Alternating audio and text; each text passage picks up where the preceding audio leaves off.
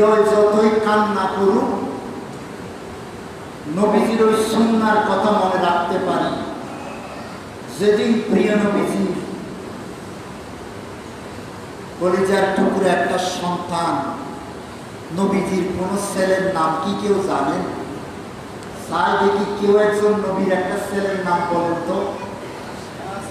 মাশাআল্লাহ, ভাই বলেন কাসেম। ধন্যবাদ আপনাকে। আমার নবীজির ছেলের নাম মুখস্থ আছে। আর্জেন্টিনা ব্রাজিলের খেলোয়াড়ের নাম যদি বলতে বলতাম, আমাদের ছেলেরা যুবকেরা একজন নাম বলছি, আর কোন নবীর ছেলের নাম বলতে পারেন কিনা দেখি? হ্যাঁ, ইব্রাহিম। মাশাআল্লাহ মাশাআল্লাহ, আল্লাহ আপনাদেরকে হায়াত তৌহিদ তৈয়বা দান করুন, আমিন।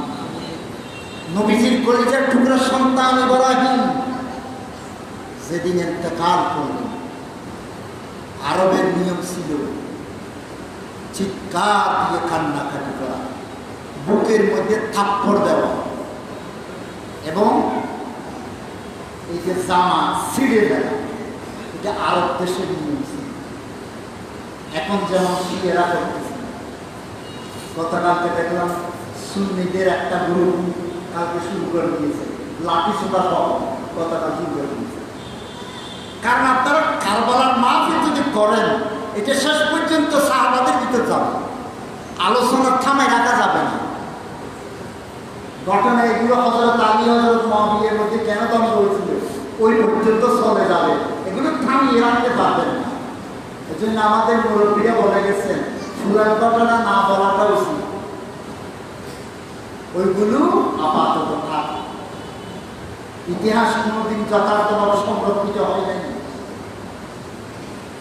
নবীজি সেদিন চুপচাপ বসে বসে ইব্রাহিম নিজের সন্তানের বেলায় চুপচাপ বসে আছেন, কোনো কথা নেই। হৃদয় তো ভেঙে যাচ্ছে, আমার কোন সন্তান আর রইল না, আমার কোন সন্তান আর রইল না। কাসেম তো আগেই চলে গেছে, আমার ইব্রাহিম আজকে আল্লাহ নিয়ে গেলেন, আমার তো কোনো ছেলে নাই।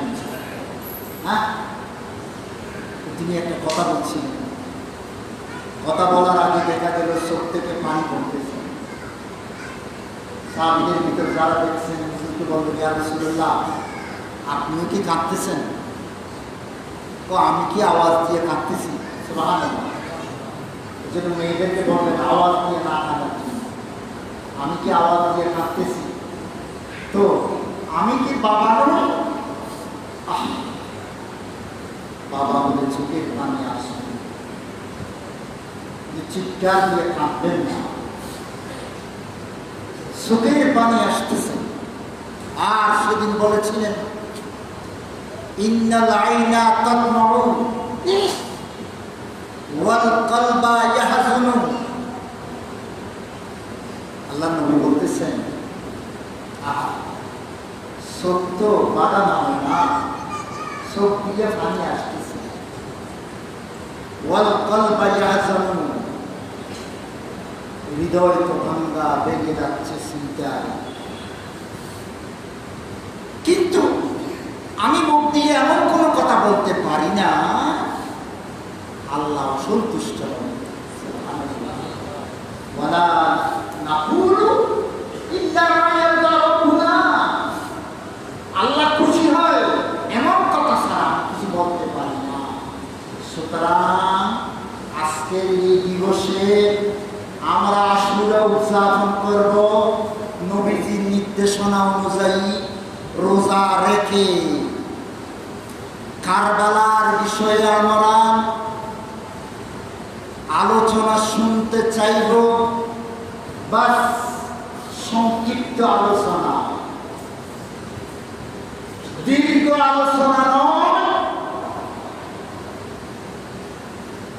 কারবালার দীর্ঘ আলোচনা শুনতে চাই না, শোনা উচিত হবে না। আমাদের সুন্নি ভাইদের দিকে তাকান। আমি 5 বছর আগে বলেছিলাম, আমার যতটুকু স্মরণ আছে, এই আলোচনা আমাদেরকে অনেক বড়